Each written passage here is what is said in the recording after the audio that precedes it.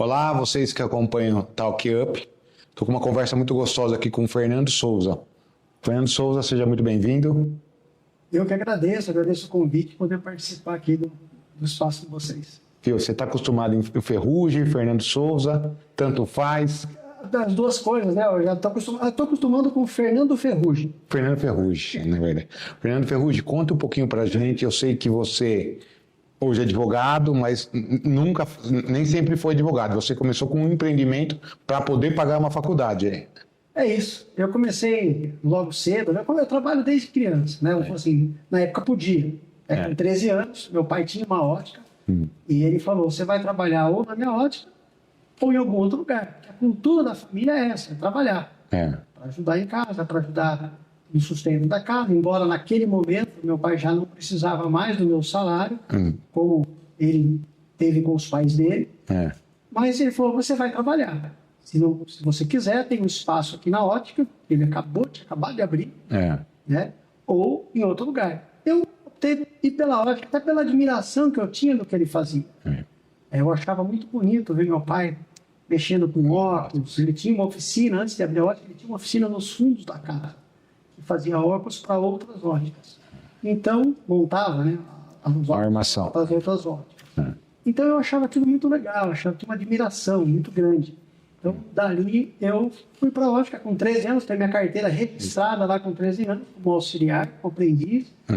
Comecei lá, dali eu aprendi a fazer tudo que podia fazer dentro de uma ótica, eu passei em todos os setores. E aos 17 anos eu tive a oportunidade de ir, a pedido dele, do meu tio, que era um sócio da ótica Prisma, de gerenciar, de cuidar da foto ótica em Hortolândia, na Vila Hortolândia, cedo. Na verdade, assim, hoje é só permitido, com 17 anos é o menor de aprendiz, você já estava empreendendo, né? Já estava gerenciando uma ótica. Emancipado, né? Emancipado. E era uma região muito carente de comércio, né?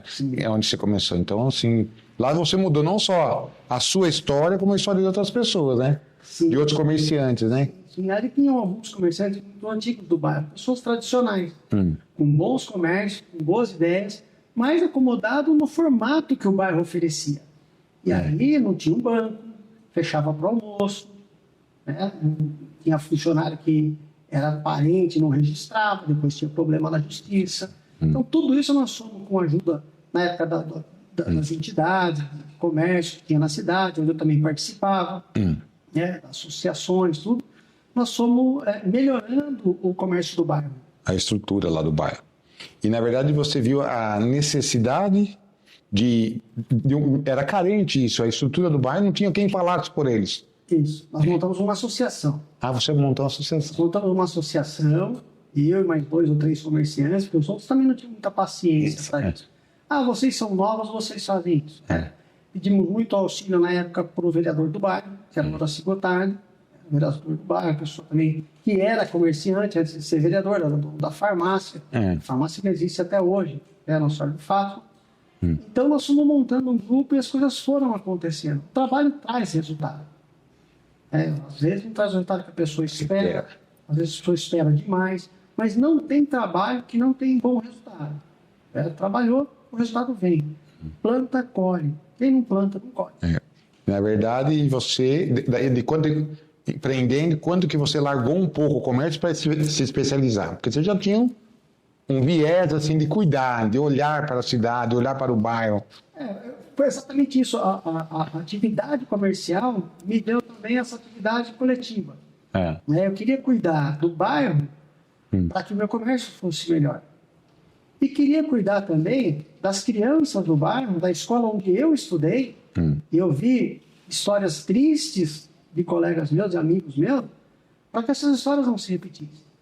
Eu queria que dali saíssem outros comerciantes, ou até um colaborador, ou até um concorrente, né? Mas enfim, que saísse dali pessoas que pudessem agregar para a sociedade. Então, nesse momento, você vai se encaixando dentro da política. Então, eu falei assim, você fazia política inconscientemente? Sim, fazia política. Nem sabia o que estava fazendo. E nem sabia o que estava fazendo. Não, na verdade, foi um efeito colateral, porque eu tinha ciência do que eu estava fazendo, mas pensando num grupo, né, de comerciante, pensando na melhora do bairro, mas não pensando na política no sentido estrito, sabe? De propor uma lei, de propor... Não, era cuidar mesmo, era cuidar, melhorar a iluminação. Olha, se a prefeitura não tem as lâmpadas melhores aqui para a rua Itirapina, para a rua principal, e ela é escura para a gente trabalhar em dezembro à noite, vamos ratear, vamos comprar a lâmpada e ver se eles trocam para a gente. Olha que legal. Então, de alguma forma, você melhora. Olha, nós não temos uma campanha de Natal, e o shopping tem, o centro da cidade tem. Então, vamos fazer uma campanha de Natal. Então, nós comprávamos aquela iluminação decorativa, a prefeitura instalava para a gente. Né? Então, nós fomos caminhando ali enquanto uma sociedade organizada para ter um resultado melhor do nosso comércio também. Mas isso também gera emprego, isso também é bom. Né? Eu abri a loja sem nenhum colaborador.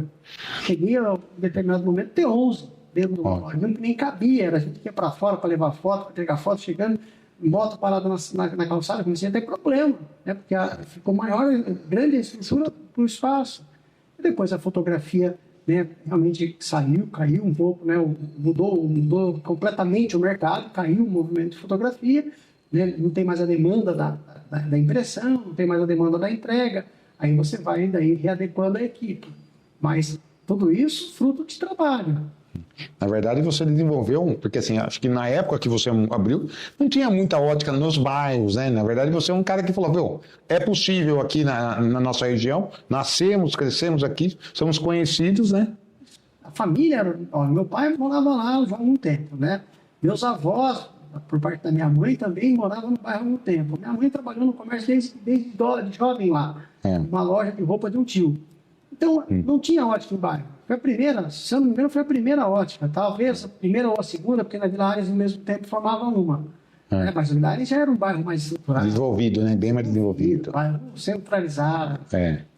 A Hortolândia não, a Hortolândia era afastado mesmo. Né? Tanto que a Hortolândia brincava. Olha, brincava não, o modo de dizer, quando ia para o centro da cidade, não é que ia para o centro, ia para a cidade, como se ali não fosse a cidade. O pessoal do bairro falou, eu vou para a cidade hoje. Eu falei, você está onde? Você está Você está em outra cidade? Não, mas era muito afastado. Então, essa necessidade de crescer, essa necessidade de trazer um banco, para a gente poder ir no banco, levar o cheque que entrava no dia, pagar as duplicatas do dia, essa necessidade de crescimento foi o que fez que nós nos organizássemos ali enquanto comerciante. E isso acabou me levando depois para a associação comercial do município, para representar as cidades todas, os comerciantes todos. Então, isso foi me dando ali um espaço, entendeu? Em razão desse trabalho. E, na verdade, você só não gerou venda, comércio, né? Gerou emprego para o bairro também, né? Porque tem muita gente que saía do bairro e para ir para o shopping ou para a cidade, como você mesmo. Eu vou para a cidade procurar emprego, né? Na verdade, como você falou, teve 11 funcionários, 11 colaboradores. Eram 11. Então. Né? Então, assim, você cria ali no bairro esse ambiente até autossustentável. Porque, veja, se eu tenho um colaborador que trabalha no bairro, mora no bairro, ele não tem problema de mobilidade. Ele não tem problema de ônibus, ele não tem problema de trânsito. Né? E na época não se falava em trânsito, mas hoje se fala em trânsito. Hoje você vive o trânsito. Hoje o trânsito é uma realidade em Jundiaí e em toda a região. Né? Horário de pico, você enfrenta trânsito nas cidades aqui do entorno. Né? Então, se você tem um trabalho próximo à sua casa, você tem ali um ambiente autossustentável. Você sai para trabalhar, seu trabalho é ali. Você precisa de um supermercado, tem no bairro. Você precisa ir no banco, tem no bairro. Precisa ir no correio, tem no bairro. O que eu preciso comprar, tem no meu bairro. Então, veja, a saída ali é uma opção, é um passeio, não é uma obrigação. Aí você pode programar para ir no melhor horário, no horário que te convém, no final de semana. Então, tudo isso é muito importante para o crescimento da cidade, inclusive. A cidade se organiza assim. Na verdade, eu vejo que atualmente você vem colaborando também com o crescimento da cidade, que nem um time de futebol. A cidade tem um time de futebol que tenha a sua batuta ali. Na verdade, as coordenadas juridicamente são suas, aí de sua equipe. Sim. E assim, te ajudou demais. Trouxe uma SAF para a cidade, que assim, que todo jundiaense acho que agradece você, né, pelo carinho, né, pela atenção para o clube, que na verdade que já até, não sei se foi influência sua ou não, mas dois acessos em curto tempo de espaço, né? Mas eu acho que não posso, seria uma pretensão e mentira dizer que foi uma influência minha. Mas Você deixou o negócio redondo, né? na nossa conversa, todo trabalho dá resultado. Então, quando a gente assume ali a questão jurídica do Paulista, né? Até para dar uma linha do tempo, do comércio, realmente, eu fui fazer minha faculdade. É verdade, esqueci. Aí me formei em Direito. E do Direito eu fiz a minha vida. Porque aí eu me apaixonei, né? Continuo com a ótica, até hoje, lá, 32, vou fazer 33 anos esse ano. Continuo com a ótica, mas já em 99, 2000, eu ainda era estagiário, né? Junto com a minha namorada, na época que ela já estava formada, abrimos um escritório também, e também na Vila Hortolândia. Porque era lá que eu conhecia as pessoas. Abrimos lá.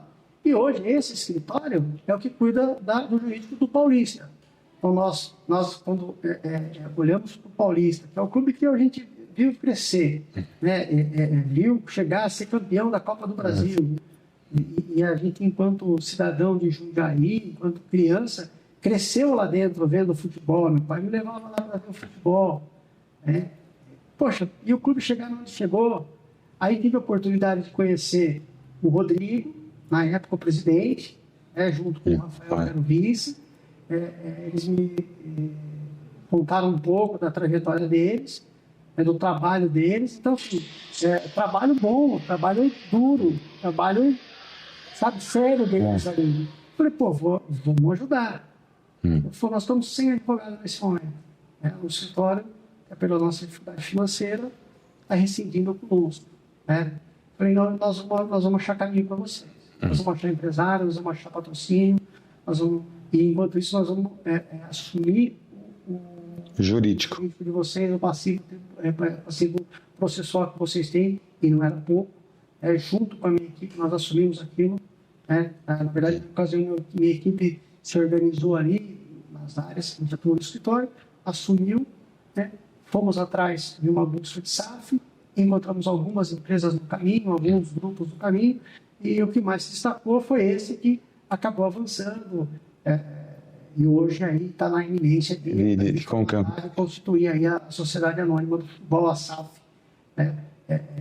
Aí eu falo que a energia está junto, porque junto com o anúncio da SAF, junto com a possibilidade de ter um investidor para levantar um clube, os patrocinadores começaram a aparecer, junto com o trabalho de toda a diretoria. Aqueles meninos trabalham demais. Demais. 7 por 24, né? 7 dias da semana, 24 horas por dia. Entendeu? Põe o sangue ali, se envolve, se compromete. Então, junto com isso, o time, o professor, o treinador, todo mundo ali se envolvendo, empresas sérias que passaram a colaborar na alimentação. Posso citar uma ali, a Labelle Cozinha, a empresa que entrou lá para colaborar na alimentação dos atletas. Entendeu? A questão, enfim, precisa de uma alimentação equilibrada. É um atleta que está ali. Então precisa ter um cuidado. Com tudo isso, você percebe que a energia do clube mudou. O clube que era improvável campeão da Série B, era acho que o 6º orçamento, coisa assim. O improvável campeão da Série B ficou campeão. Subiu da Bzinha, né? Na Série B da Bzinha, subiu para o A4. Na A4, vice-campeão, sobe de novo, 2 acessos seguidos. Isso é energia, fruto de um bom trabalho. Na verdade, são profissionais dando a mão, né, Fernando? Muita gente ajudando. Que assim, é uma energia, né? Essa energia positiva, todo mundo sentindo isso. Você veja, Bragantino, primeira divisão, estreia do Campeonato Brasileiro, com outro time grande. Vai lá, 2.300, 3.000 pessoas. Jaime Sintra, final, semifinal, 8.900 pessoas, 9.000 pessoas no campo. E lembra que o jundiaense gosta. Gosta. E segundo, que o Galo tem a estrela própria, ele tem esse brilho, tem essa energia positiva mesmo. É gostoso torcer para o Paulista de Jundiaí. É muito bom. É bom ver, né, o acesso o jundiaense frequentando, né, na verdade, o estádio lotado, gera o comércio, na verdade, a cidade se movimenta. Não se fala de outra coisa quando tem um jogo, quando tem um acesso, jogo. É muito bom. E fala um pouco pra gente dessa carreira política. Hoje você é um líder, né, na cidade, assim, uma pessoa que ajuda bastante, desenvolvendo político, né? Tem uma voz muito ativa com a juventude, né? Sim, foi um acaso, porque em razão dessa atividade, em 2009 o prefeito Miguel Haddad me convida para trabalhar no governo dele. Eu nunca tinha trabalhado no poder público. Fui, tive lá um tempo de adaptação, porque realmente estranhei um pouco, porque esse tinha uma privada mais dinâmica. Estranhei, mas insisti, fiquei lá, falei, eu vou ficar 6 meses, se não der certo eu saio. Em 15 dias eu queria correr já dali, né? Não vai dar os 6 meses, falando. Mas, enfim, estava do lado de boas pessoas, eu trabalhava junto com o Horácio Gotardo, junto com o Miguel, que eu tenho uma admiração imensa. Para mim, é a maior liderança da cidade, ainda hoje. Né? Então, aliás, regional, não só da cidade. E aí gostei, peguei o jeito, terminei o mandato como secretário ali. Naquela ocasião, me filiei ao PSDB, naquela ocasião o PSDB perdeu a eleição em 2012. E aí, em 2012, quando você perde, todo mundo se afasta. Ninguém fica mais... Ninguém quer ficar do seu lado. E Miguel conta uma coisa, que ele estava num café que ele ia todo dia, todo domingo, alguma coisa assim, todo final de semana, sábado ele se reunia com o Luiz Fernando para tomar um café. As pessoas passavam para cumprimentar. Depois que ele perdeu a eleição, as pessoas desviavam da calçada para não cumprimentar. E eu passei por uma experiência semelhante com ele. Andando na Vila Hortolândia, percebi que as pessoas evitavam a gente ali no comércio, na rua, os moradores. Então, perder a eleição Não é muito bom, né? Não é muito bom. Aí veio a eleição do PSDB, e logo na sequência, em março de 2013, ninguém queria o partido. Essa é a verdade. Ou quem queria... Não ia fazer um bom trabalho, né? Tinha alguma rejeição das lideranças também, sei lá. Eu estava fora disso, não participava disso. O contexto foi que na véspera, na antevéspera, você não quer ser vice de uma pessoa que ia ser o então presidente? Eu quero. Vou te ajudar. Pô, você me levou para... Você me ajudou, agora é a hora de retribuir. Prefeitura, você me deu um espaço novo, eu aprendi muita coisa, foi muito bom para mim. Não financeiramente, porque eu já tinha a minha vida resolvida financeiramente com o meu comércio, com o meu escritório, mas foi um negócio que realmente me proporcionou cuidar da cidade, fazer mais daquilo que eu fazia só no bairro. E eu gostei. Então eu falei, poxa, eu vou na linha da gratidão, vou aceitar. Eu falei, Miguel, eu aceito ser o vice. Na sexta. No sábado eu me tornei presidente. No domingo o presidente desistiu. E aí ninguém entendeu nada. Quem é esse presidente aí? Enfim, ali eu começo na trajetória, realmente me pauto pela juventude, começo ali trabalhando com a juventude, entendendo que nós temos que, um partido, principalmente no ano não eleitoral, tem que formar liderança, formar pessoas e dar informação. Se depois da informação o jovem, o adolescente, resolver seguir um caminho diferente, não tem problema, mas aí ele vai defender ideologia. Não vai defender pessoa, não vai defender nome, não vai ter um político de estimação. Isso que é o problema. Precisa entender como a política é formada, como o Estado é formado. Qual o papel do juiz, do judiciário, do legislativo, do executivo, um pouco da história do Brasil, para entender por que nós estamos assim, por que nós chegamos assim. E aí, a partir disso, escolher. Eu quero ir para o centro-esquerda, para o centro-direita, para a esquerda, para a direita, não tem problema. Desde que você vá por convicção ideológica, vá. Não por fanatismo, né? Não por fanatismo. Eu defendo o fulano, mas aí o fulano vai preso por corrupção. Não tem problema. É golpe, está errado. Aí eu defendo o outro. Poxa, mas o outro deixou um monte de gente morrer quando precisou dele. Não imagine mentira, isso é coisa do STF. Então você vai brigando com todo mundo, com as instituições, para defender o seu político de estimação. O seu ídolo, né? Nem o seu político. É o seu ídolo, o seu político de estimação, político de estimação. Então, eu acho que assim, todo mundo tem ponto positivo, todo mundo tem ponto negativo. O grande sábio é aquele que consegue aproveitar o que tem de melhor na ideologia desse, aquele que tem de melhor na ideologia desse, e entender que o Brasil é um país com dimensões continentais, gigante, que tem pessoas de perfis totalmente diferentes e que a política precisa desse bom senso, precisa desse olhar de que, para você, a assistência não vai ser necessária. Para mim, a assistência não será necessária. Nós precisamos ter oportunidade econômica. Mas, para outra pessoa lá na ponta, se eu não fizer a assistência, se eu não fizer o socorro, se eu não fizer um amparo, ela não vai sobreviver.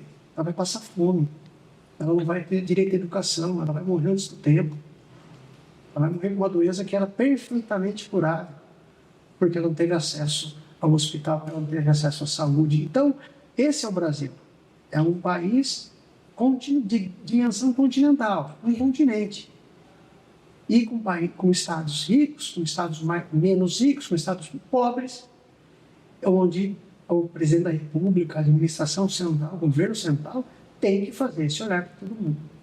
Então não tem lado de cá e lado de lá, tem que ter alguém com bom senso. Na verdade, todo mundo tem que se unir, né? Mas na realidade, a união. Na verdade, cada um tem que trabalhar por si e pensar um pouco mais no próximo. Assim, não é porque eu votei no A e você votou no B e ele acha que são inimigos. Na verdade, eu já vi até casos de comércios fecharem porque ele levantou bandeira para um partido ou para outro partido. E aí os militantes vão lá e sabotam, né? Isso. Exclui aquele comércio, irmãos brigam, famílias brigam. Eu ouvi uma entrevista na semana passada do Michel Temer, do presidente Michel Temer, com o Marco Antônio Villa, com um historiador. E o Temer falou um negócio que eu concordei plenamente com ele.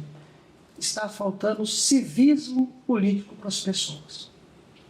Acabou a eleição, não importa em quem eu votei para presidente da República, ele é o presidente de todo mundo. Acabou a eleição para prefeito, aquele é o prefeito. Mas eu não gostei, o outro não gostou. Não tem problema, ele é o prefeito de todo mundo. Você quer o mal para a sua cidade? Você quer o mal para o seu país? Fica esse senso de terceiro turno, esse senso de que a campanha continua. Isso é ruim. A partir do momento que o administrador senta na cadeira de governador, de prefeito, de presidente, ele precisa administrar a cidade. E administrar a cidade não passa pela questão eleitoral. Uma das melhores, e olha, vou falar contra uma ação que foi do PSDB, de um presidente do PSDB, o qual eu qualifico como um dos melhores presidentes da era moderna, que é Fernando Henrique Cardoso. E foi dele a ideia da reeleição, proposta da reeleição. Né? Mas um dos melhores projetos de lei que eu tenho hoje no Brasil é o fim da reeleição. Isso precisa acabar. Porque o prefeito, o governador e o presidente, ele se elege, no dia seguinte ele não está pensando mais na administração, ele está pensando na sua reeleição. Na verdade, qual que é só, nessa vertente aí, qual que você acha a importância? Porque antigamente os empresários não iam para a política, né? Não ia. E hoje tem bastante empresário, que eu como empresário, você como empresário, vê a importância do empresariado dentro da política, porque brigar pelas causas, não é verdade? Nós temos muito para contribuir. A iniciativa privada, ela é como um curso de sobrevivência. No Brasil, pior ainda. Né? Se você não se virar e não der resultado, você é engolido. Você vai ser engolido por alguém, pelo concorrente, pelo mercado. Então, a iniciativa privada que dá essa garra, que dá essa gana do resultado. Se você não tem resultado, não tem sobrevida. Né? Então, essa nossa experiência para a iniciativa pública, para o poder público, ela é positiva. E o poder público também tem freios e contrapesos positivos. As regras de contratação, as normas. Então, é um poder mais engessado. Não dá para ser tão dinâmico quanto a iniciativa privada. Mas tem uma razão de ser essas travas. A lei de responsabilidade fiscal.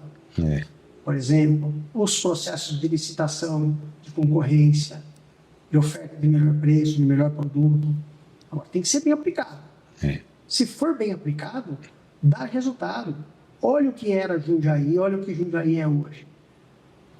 Cresceu muito graças à sequência de trabalho de bons prefeitos que tiveram a humildade de dar continuidade no trabalho do outro e corrigir aquilo que precisava ser corrigido. Entendeu? Ah, mas Jundiaí é fácil falar porque é uma cidade grande e já está com o produto pronto. Vamos falar de uma cidade vizinha, vamos falar de Cajamar, que era considerada uma cidade de problema na região. Teve, sei lá, 10, 12, 15 cassações de prefeito em 2 anos. Muita coisa, né? E conforme vai trocando, quem vai pagando o pato? O morador. É. Aí assume lá o prefeito Danilo Joan, resolve a cidade, se reelege, faz um trabalho fantástico. Hoje, Cajamar é um dos maiores, se não for o maior, polo logístico da região do estado de São Paulo, quiçá do Brasil, porque São Paulo tem essa magnitude, né? Tudo aqui é maior. Então, olha o que ele transformou Cajamar. E fez ao seu sucessor com 93%, a maior votação de indicação política do Brasil. E é um jovem também, né? Jovem, mas é jovem, com pé na iniciativa privada. Ele vinha da iniciativa privada também, os pais são comerciantes. Então, você tem condições de fazer mais. É só arregaçar a mão e trabalhar. Na verdade, existe muita campanha, né? Na verdade, assim, quem perdeu e quem ganhou quer te manter e pensa no sucessor e pensa num... As eleições é muito curtas, né? 2 anos, né? Cada 2 anos. Então é assim. Aliás, a ideia de terminar a reeleição... Então, é por causa disso. Termina a reeleição, a proposta que existe hoje, aprovada acho que no Senado já, ou nas comissões, é fim da reeleição, mandato de 5 anos e eleições gerais a cada 5 anos. Então, a cada 5 anos você escolhe tudo. Então, você para de ter eleição a cada 2 anos. Cabe-se a campanha também, né, Fernando? Claro. Cabe-se a campanha, porque o prefeito faz campanha para o seu deputado. O seu deputado vai fazer para o seu vereador, para o seu... E vira escada, porque às vezes o deputado fica 2 anos no mandato, vai querer se candidato a prefeito... Entendeu? Deixa o cargo, deixa o mandato, você luta para eleger um deputado. É difícil uma cidade. Ainda mais com essa votação que ela pulveriza, vem lá os campeões de votos, tindicas da vida, né? Clodovil, quando foi eleito, votação gigante no estado. Aqui na cidade, por exemplo, eu me lembro a votação, a primeira votação do Tiririca foi assustadora. Nunca pisou aqui, né? Entendeu? Aí você luta para eleger um deputado. Passa 2 anos, ele vira candidato a prefeito. Isso foi comum no passado. E era a regra do jogo. Agora, quem olha para frente tem que olhar entendendo que isso não é mais positivo. Que se o deputado for eleito e tomar posse, ele tem que ficar lá os 4 anos, cumprir o seu mandato. Olha, eu quero ser prefeito, então nem se candidata para deputado. Fica 2 anos trabalhando e vai para prefeito. Então. E já tem, como que está essa lei? Está em votação? Tem discussão no Congresso, né? Você sabe que ali só vai se tiver vontade política, né? E vontade política, quando mexe com os políticos, se for para aumentar o imposto, é rapidinho. Se for para mudar uma regra, mas para mexer no deles... Amigo, não é fácil. Mas você, como o líder partidário, o seu partido luta contra isso? Não, a favor. Luta pela aprovação. Pela aprovação. Entendeu? Tem que lutar pela aprovação, isso tem que passar, tem que mudar. Nós temos que acabar a reeleição, essa é a minha opinião. Nós temos, né, porque Você está... entendendo, nós estamos entendendo, e hoje muita gente já está entendendo que isso está fazendo mal para a cidade, para o Estado e para a União. Então, se tiver uma pesquisa hoje, eu tenho certeza que a população quer isso. Então, precisamos ouvir a população, transformar o desejo da população em regra.